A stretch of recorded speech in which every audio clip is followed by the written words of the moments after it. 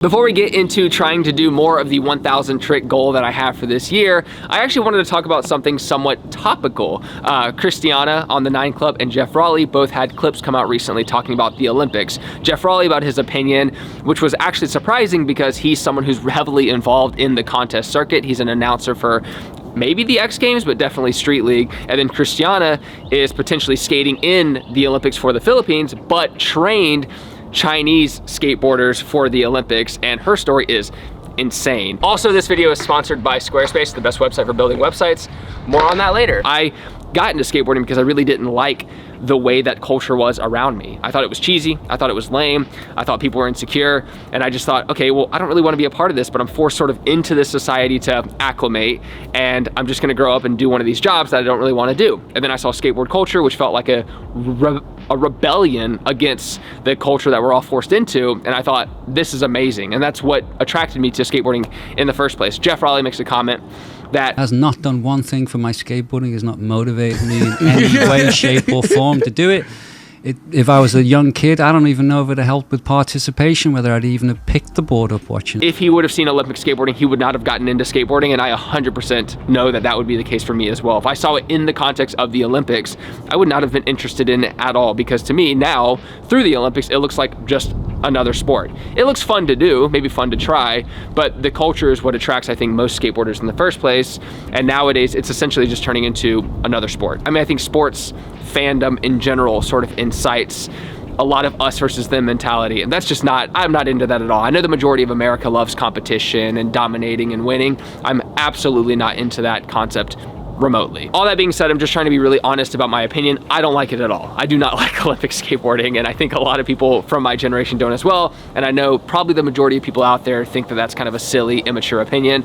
That's just the way it is. Now, let's talk about Christiana, who went to China to train kids. This is sort of where I hate, why I don't like this kind of stuff, and the problem with, I think, is in the Olympics is now countries are training kids to win the Olympics. So in China, you can watch her clip, I'll link it down below if you just want to get the full context. In China, they actually had a bunch of kids ride skateboards, and then the ones that seemed naturally talented towards it, they put into this training program where they essentially lived at like this boarding school type building, which I think is the Olympics building. And I don't know how long they're there, but they skate for 6 hours a day, 7 days a week to train as skateboarders. And even if the kids like it or don't like it, which most of them didn't, or a lot of them didn't, and they'd be crying during the day, they had coaches as well that knew nothing about skateboarding trying to build them up. So they hired a lot of professional skateboarders to go out there and train these kids, and they were shocked, obviously, because professional skateboarders nowadays probably grew up in a culture where they were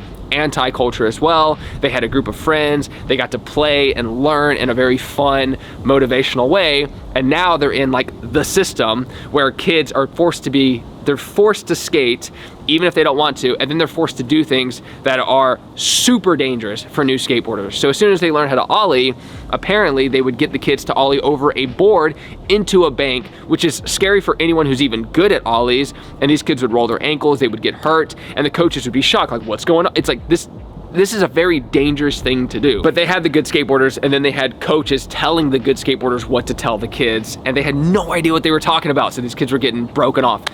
And then people out there might be like, yeah, but it created these great skateboarders. So what?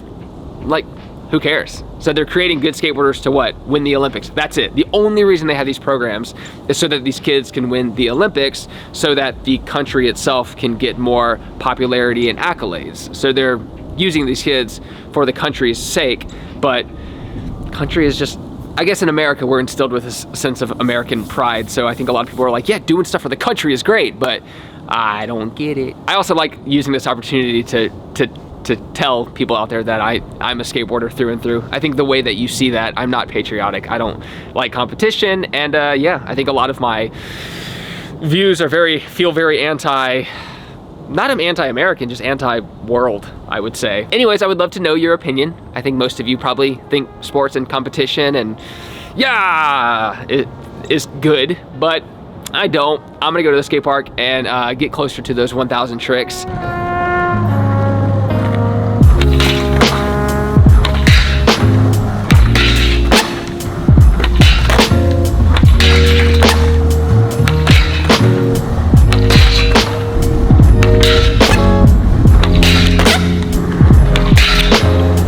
tricks down.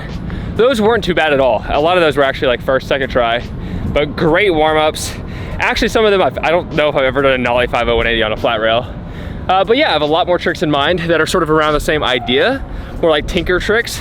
A lot of like 180s, so like switch crook to regular, nollie crook 180, crook shove, things like that. So we still have so many things within, like, that are maybe easier than some of the tricks we did before left to do. So let's just keep it going. Before we get into all the other tricks, a word from our sponsor, Squarespace. Squarespace has a thing called Fluid Engine where it's essentially drag and drop. They actually have AI that can build out the site for you. So you just tell them what you're into. It's amazing. They also have email campaigns, which is the best way to engage with an audience nowadays because they always get your notifications no matter what, unlike other social medias. They also have a third-party website now that will make clothing for you. So all you have to do is the design and you can have your own clothing brand. They handle all the fulfillment and everything. It's incredible.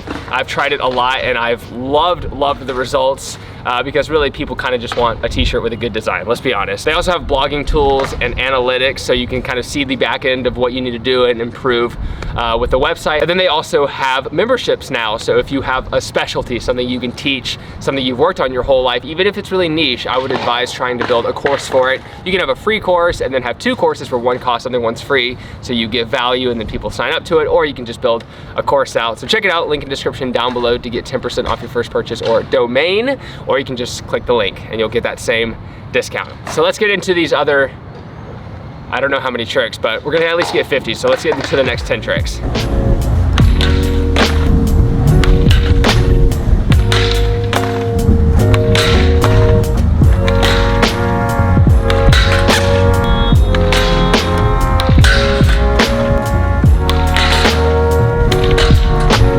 Looking good. These are taking a while. I mean, that was like 10 minutes to do 10 tricks. Not too bad, obviously, but this can definitely stack up because, you know, there's also the element of my body getting tired from jumping up and down over and over and over. But we're making good progress. Nollie crook 180. I might do more variations of that. So like fakie crook 180, fakie front crook 180, switch crook, like, it's cool because every time I do a trick, it sort of opens up this element of a lot of other tricks that I can sort of get started on.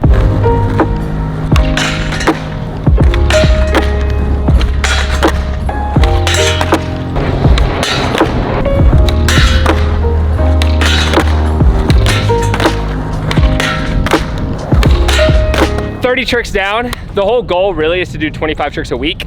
So the fact that we just did 30 in this one session is great. I am gonna aim for 20 more because there's a lot of variety of tricks that I've been thinking about, especially with the crook 180s that I was talking about earlier. I didn't do all of them. Still didn't do fakie crook 180, fakie front crook 180. There's a lot of these tricks, but it's cool. It's also like a lot of these tricks are new. I don't think I've ever done a fakie backflip shove, switch nose ground 180. Like so many of these tricks are actually new.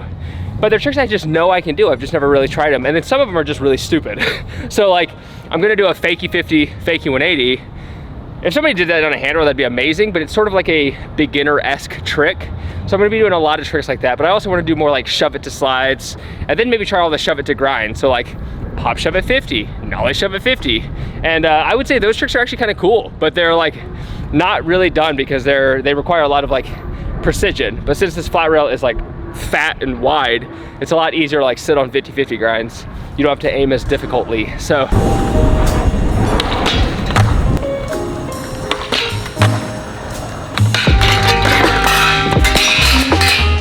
my god.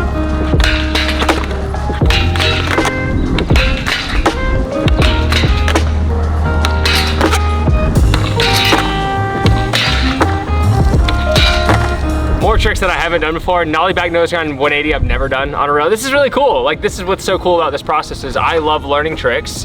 I love like an excuse to try tricks. This happens in games of skate a lot, where it's just like a trick you don't try until someone else tries it and you're like, oh wait, I can actually do that.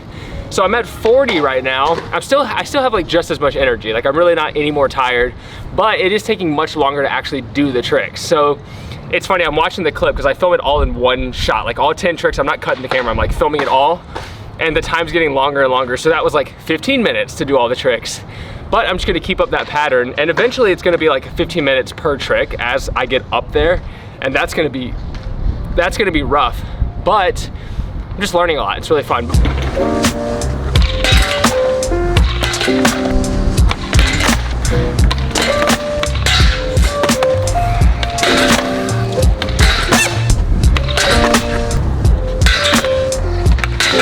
I'm starting to actually feel the weight of what I'm doing. Like, I don't know why, just right now I was like, okay, so I hit 200 tricks, that's amazing total. But I have to do what I've done times 4. But I mean, it's like I literally have the whole year to do it. And there's so many dumb tricks, like the wheelie grinds are so ridiculous. But I can do like switch wheelie, like there's like terrible tricks, but to get 1,000, you have to do all the terrible tricks and all the good tricks. But yeah, I couldn't even do a pop shove at 50-50. I think that sort of made me shocked. So I'm gonna get back into it, but man, yeah, I'm starting to feel the real weight of what I'm doing.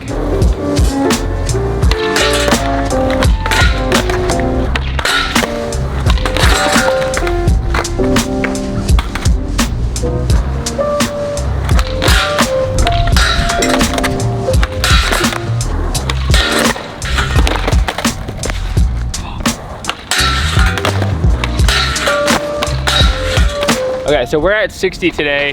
At this rate, I can definitely get to 75, but I'm taking slams like I haven't before, so I'm like hitting my shins. I'm actually getting kind of pushed around a lot. So 15 more for sure, which will probably end up being like 20 more. So definitely 20 more. A lot of dumb tricks, body varials, over wheelies, wheelies, and then I'll start getting into more legit tricks like kick flip, flip tricks. So I can do like every like nollie flip, switch flip, fakie flip into slides and lip slides and or into like board slides, and that will technically be, I think, oh man, I think it's only 8. Is that only 8? Hold on. No, it's 16. So if I can do every heel flip and kick flip, I don't know if I have the energy to do all that, but that would be 16. So I would technically be like where I need to be if I start doing those. But honestly, I think my board's gonna break before I get through those, because these are tricks where I just like slam my board. So I might try to do like 5 tricks real quick, or 4 tricks, and then like the rest I'm just gonna try those.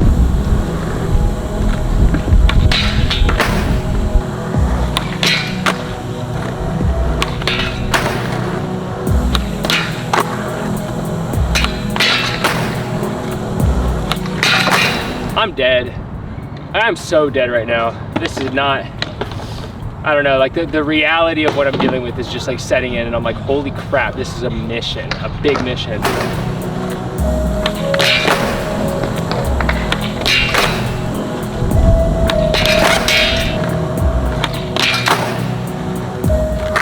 Anyways, I think we did 80 tricks, which is significant. I think for now on, I'm literally only gonna do 25 and then focus on other aspects, whether I move on from the session. But even this, I always run really hot when I have a new idea. My wife is always like, all right, well, I'm glad you're excited, I'm glad you're excited. But she knows that I burn myself out. So I'll be like, I wanna do 1,000 tricks. I'm gonna do it in, a month instead of a year. It's like, I was like, okay, don't do that, because you know that the last, 500 are all gonna be so difficult. So the fact that I'm like, I think up to maybe 200, and I don't even know at this point, I'm gonna count when I get home.